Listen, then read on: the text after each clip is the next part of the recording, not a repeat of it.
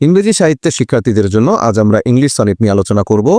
English সনেটের আরেকটি নাম কিন্তু শেক্সপিয়ারিয়ান সনেট, কারণ হচ্ছে উইলিয়াম শেক্সপিয়ার এই ইংলিশ সনেটের জনক এবং তার যে ধারা, সে ধারা অনুযায়ী আজ আমরা শুধুমাত্র জানব এর স্ট্রেঞ্জা প্যাটার্ন কি এবং রাইম স্কিম কিভাবে বের করতে হয়। এর আগে আমাদের জানতে হবে উইলিয়াম শেক্সপিয়ার মোট কয়টি সনেট লিখেছেন। উনি লিখেছেন মোট 154টি সনেট এবং প্রতিটি সনেটের স্ট্রেঞ্জা প্যাটার্ন এবং রাইম স্কিম কিন্তু সেম। তো আজকে আমরা যে কবিতাটি বাছাই করেছি সেটি হচ্ছে সনেট নাম্বার 73। এটি এবার 2024-25 শিক্ষাবর্ষে জাতীয় বিশ্ববিদ্যালয়ে কিন্তু পাঠ্য করা হয়েছে। কোন কবিতা সেটি? দ্য টাইম অফ ইয়ার দাও মেইস্ট ইন মি বিহোল্ড। তো এই কবিতার ধারা ধরেই আমরা তার স্ট্রেঞ্জা প্যাটার্ন এবং রাইম স্কিম বের করব। প্রথমে দেখে নিই স্ট্রেঞ্জা প্যাটার্ন কি।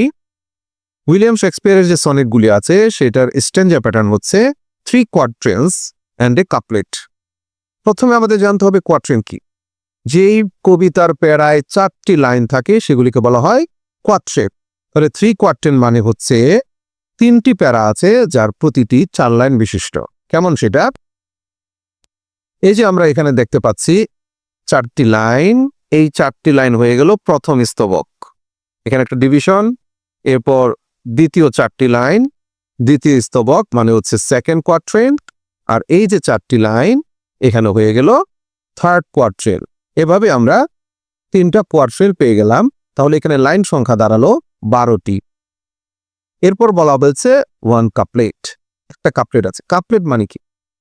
কোয়াট্রেন যেরকম 4 লাইন বিশিষ্ট স্তবক, আর কাপলেট মানে হচ্ছে 2 লাইন বিশিষ্ট স্তবক। দেখে নিই শেষের দিকে, এই যে যেখানেই আমাদের কোয়াট্রেন শেষ হয়েছে তার পরের 2টি লাইনই হচ্ছে কাপলেট। এই হয়ে গেল মোট 14 লাইন। তাহলে আরেকটি জিনিস জানলাম, সনেট হতে হলে মোট 14 লাইন লাগবে। এটি আরেকটি গুরুত্বপূর্ণ বৈশিষ্ট্য। আমাদের জানা হয়ে গেল স্ট্রেঞ্জা প্যাটার্ন। এবার জানবো কিভাবে রাইম স্কিম বের করতে হয়, সেটি খুবই গুরুত্বপূর্ণ। আজকে যেহেতু আমরা কবিতা নিয়ে বিশ্লেষণ করব না, শুধু রাইম স্কিম বের করে দেখাবো, এই জন্য আমাদের প্রথমে জানতে হবে কিভাবে রাইম স্কিম বের করতে হয়। প্রথমে যে কাজটি করতে হবে, প্রতিটি লাইনের শেষের শব্দে চলে যেতে হবে এবং সেই শব্দের ছন্দগুলি খুঁজে বের করতে হবে। সেটা কিভাবে? এখানে আমরা একটা শব্দ দেখতে পাচ্ছি বিহোল্ড। এটি কিন্তু 2 সিলেবল যুক্ত একটি শব্দ। তাহলে রাইম স্কিম বের করার জন্য আমাকে কি করতে হবে? শেষের সিলেবলটিকে বেছে নিতে হবে। তাহলে আমরা এখানে একটা ভাগ দেখিয়ে দিচ্ছি। হোল্ড, বিহোল্ড এই শব্দটাকে আমরা লাস্ট সিলেবলের অংশ নিলাম, হোল্ড। এবার আমাদের কাজ হচ্ছে এই যে একটা সাউন্ডকে বাছাই করলাম, আমি সেটিকে অ্যালফাবেটিক্যালি বসাবো। কিভাবে? এই সাউন্ডের নাম দিলাম হচ্ছে এ। অর্থাৎ হোল্ড এই জাতীয় যে সাউন্ড আছে বা এটার সাথে ছন্দ মিলে যায় এবং যতগুলি সাউন্ড পাবো প্রত্যেকটিকে আমরা এ দিয়ে চিহ্নিত করব। যখন নতুন কোনো সাউন্ড চলে আসবে সেখানে বি আসবে, আবার যদি নতুন কোনো সাউন্ড আসে সেখানে সি আসবে। এভাবে আমাদের লেটার বাড়তে থাকবে। তো প্রথম লেটারটি আমরা চিহ্নিত করেছি এ দিয়ে, অর্থাৎ হোল্ড। এই সাউন্ডের নাম দিলাম আমরা এ। হোল্ডের সাথে হ্যাং এটি কিন্তু মিলছে না, তার মানে নতুন সাউন্ড এসেছে, এই জন্য দিলাম বি। এবার দেখি তৃতীয় লাইনে কি আছে, কোল্ড। হোল্ড কোল্ড মিলে যাচ্ছে, এই জন্য আমাকে দিতে হবে এ। এরপর কি দেখতে পাচ্ছি, হ্যাং, হ্যাং স্যাং ছন্দ মিলে যাচ্ছে, এই জন্য আমরা এটাকে দিব বি। এই পেয়ে গেলাম আমাদের প্রথম যেই রাইম স্কিমের অংশটুকু এ বি এ বি। অর্থাৎ প্রথম যে কোয়াট্রেন আছে সেটির রাইম স্কিম হচ্ছে এ বি, যেটা আমরা এখানে বের করে দেখিয়েছি। এবার দ্বিতীয় অংশে চলে যাই। সেকেন্ড কোয়াট্রেনের রাইম স্কিম এবার আমরা বের করব। এই যে এখানে একটা শব্দ দেখতে পাচ্ছি ডেই, উপরের এ বি এই জাতীয় কোনো সাউন্ডের সাথে কিন্তু এটি মিলছে না। হোল্ড, হ্যাং, ডেই মিলবে না বা মিলছে না, এই জন্য আমাদের নতুন লেটার ব্যবহার করতে হবে। সেটি কোনটি? সি। এরপরে কি আসলো? ওয়েস্ট, এটিও উপরের কোনোটির সাথেই মিলছে না, তার মানে নতুন লেটার আসবে। সি এর পর কি আসে? ডি। এরপর এখানকার তৃতীয় লাইন ওয়ে, এখানে কিন্তু ডাবল সিলেবল আছে, এই জন্য আমরা এটাকে ভাগ করে ওয়েটাকে আলাদা করে নিলাম। এওকে আমরা আলাদা করে ওয়ে শব্দটা নিলাম। এবার দেখি উপরে কোনোটার সাথে মিলে যায় কিনা। এখানে ডে ওয়ে মিলে যাচ্ছে, তার মানে এর সাউন্ড হচ্ছে সি, কারণ ডে এটিকে আমরা চিহ্নিত করেছি সি দিয়ে, এজন্য ওয়ে এটিকেও আমরা চিহ্নিত করব সি দিয়ে। এরপর কি আছে ওয়েস্ট, ডি, ওয়েস্ট শব্দ মিলে যাচ্ছে, তার মানে ডি। এই আমরা সেকেন্ড যেই কোয়াড্রেন্ট আছে তার রাইম স্কিম বের করে ফেললাম, সি ডি সি ডি, যেমনটি আমরা এখানে দেখেছিলাম যে সেকেন্ড যে কোয়াড্রেন্ট তার রাইম স্কিম হচ্ছে সি ডি সি ডি। ঠিক একইভাবে আমরা পরেরটিও বের করছি। এখানে ফায়ার যে শব্দটি আছে এটি উপরের কোনটির সাথে মিলছে না, আমরা খেয়াল করলে দেখবো উপরের কোনগুলির সাথে মিলছে না।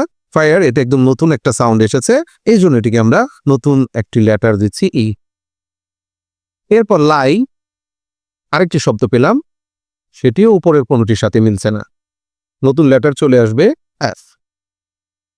এরপর কি আছে ফায়ার, এখানে সেকেন্ড লেভেল আমরা ভাগ করে নিচ্ছি, এক্সপায়ারের সেকেন্ড লেভেল নিলাম ফায়ার। ফায়ার ফায়ার এখানে খুব ভালো করে মনে রাখতে হবে যে লেভেল কিন্তু শেষেরটি নিতে হবে, তাহলে ফায়ারের সাথে শেষ লেভেল ফায়ার মিলে যাচ্ছে, অর্থাৎ এটি হয়ে যাচ্ছে ই সাউন্ড। এরপর কি আছে বাই, লাই বাই মিলে গেছে, এই জন্য এটি আমরা এফ দিব। এক্ষেত্রে অনেক শিক্ষার্থীরা ভুল করে ফেলে যে স্পেলিংকে মেলানোর চেষ্টা করে। অবশ্যই মনে রাখতে হবে রাইম স্কিম বের করার সময় স্পেলিং না, উচ্চারণের ছন্দ বা উচ্চারণের যেই মিল সেটিকে খুঁজতে হবে। এখানে আমরা লাই বাই ছন্দ খুঁজে পাচ্ছি, এই জন্য আমরা একই জাতীয় হিসেবে অ্যাপ বসিয়েছি। এই হয়ে গেল আমাদের 12টি লাইন 14 লাইনের মধ্যে। এবার বাকি রইল কাপলেট। কাপলেট কোনটা? এখানে আমরা একটি শব্দ দেখতে পাচ্ছি স্ট্রং। এই শব্দটি কিন্তু উপরের কোনো শব্দের সাথে মিলছে না, অর্থাৎ যখন উচ্চারণ করা হচ্ছে স্ট্রং, আমরা খেয়াল করলে দেখব উপরের যেই শব্দগুলি এতক্ষণ আমরা বের করেছি বা যে উচ্চারণ বের করেছি সেটির সাথে মিলছে না, তার মানে নতুন লেটার চলে আসবে জি, আমরা বসিয়ে দিলাম জি। ঠিক একইভাবে পরেরটাতে খেয়াল করি, স্ট্রং লং মিলে যাচ্ছে, অর্থাৎ পরপর দুটি একই জাতীয় সাউন্ড হচ্ছে, এই জন্য আমরা এখানে বসাবো জি। হয়ে গেল আমাদের কাপলেট, অর্থাৎ উইলিয়াম শেক্সপিয়ারের যেই রাইম স্কিম আছে সে rhyme scheme A B C D E F এবং কাপলেটে আমরা বের করে ফেললাম জি জি। এভাবেই করেই কিন্তু একটি কবিতার রাইম স্কিম বের করতে হয়।